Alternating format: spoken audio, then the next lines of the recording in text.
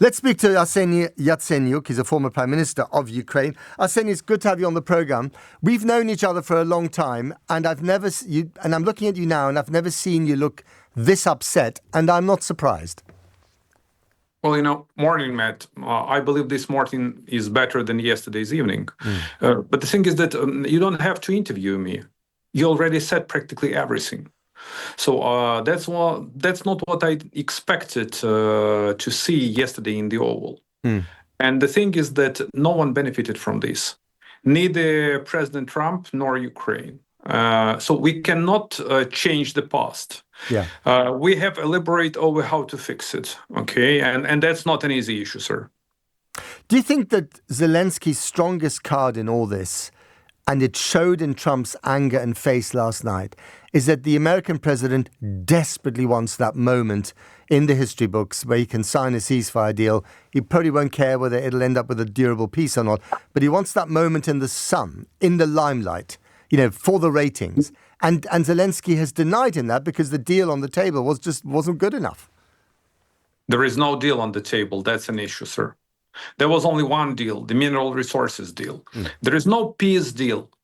And the thing is that we have to define the terms and conditions of this deal.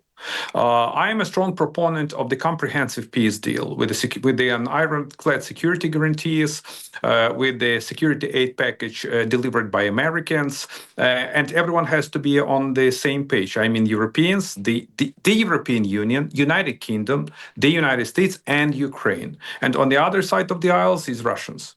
But the thing is that it seems to me that there is a new type of alliance where Russia is not alone with Chinese and Iranians, and the situation in DC smells not really good.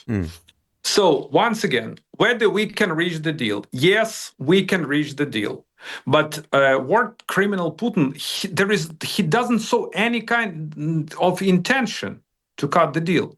Have you had anything from Putin except that he's ready to accept Ukraine's capitulation?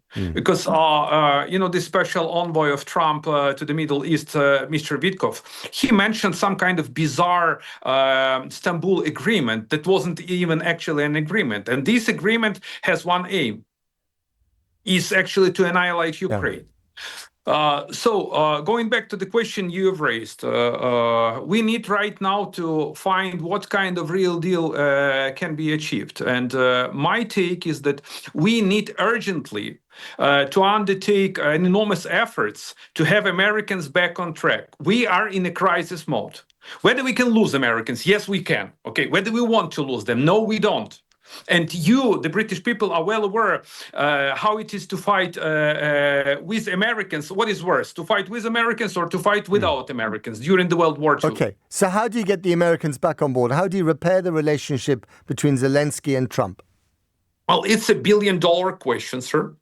And let me put it this way. I believe that we need urgently to put together a team of envoys and negotiators. And I heavily rely on your Prime Minister. He did well during the last visit to DC. French President Macron.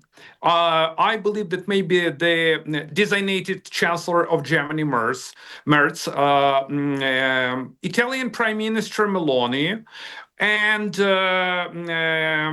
General Secretary of NATO, they can actually form a negotiating team in order to heal the wound and to repair the damage that has been done in our bilateral relations. The second issue, my guess, is that my president, together with our European friends and partners and the United Kingdom, have to send a letter to the US administration clearly defining the red lines that Ukraine will never cross and Ukraine will never accept. So it's to be a kind of framework demands and Ukraine's vision how to reach this peace deal. All of the rest could be negotiable. So what are the red lines for Ukraine? Well, the first red line, sir, is that Ukraine will never legitimize any kind of illegal occupation of Ukrainian territories committed by the war criminal Putin. The second one is Ukraine will never buy the Russian proposal actually to disarm. The third one is that Ukraine desperately needs financial and military support from the United States and from the European Union. So we can elaborate on another red lines, okay? But the thing is that we have to define them, and they have to be very clear. But I don't think Washington understands that or pretends not to understand that what Vladimir Putin wants is that Ukraine ceases to exist as an independent sovereign country. That is Putin's red line in his own mind. And I don't think the Americans necessarily get that. And if you consider that that's what Putin wants, and that Trump wants his moment in the sun, and a deal, some kind of transactional deal, and that we in Europe want Ukraine to carry on existing, that is our red line. I don't see any kind of meeting of all those three different positions, especially the European and the Ukrainian and then the Russian one. Well, what you just said, Matt, is that, look, Russians have the same narrative that Americans and vice versa.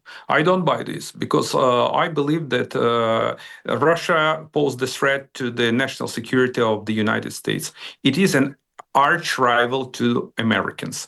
And I don't consider Americans as an idiots, okay? They can play, but they do really understand that Russia is an aggressor, and that Russia, together with China, Iran, and the rest of the pariahs, they want to undermine U.S. leadership positions. But hang on, sorry to interrupt you, Arseniy, but does Trump understand that? I think he looks at China as a foe, as a competitor. He is not talking as if Russia is an aggressor at all.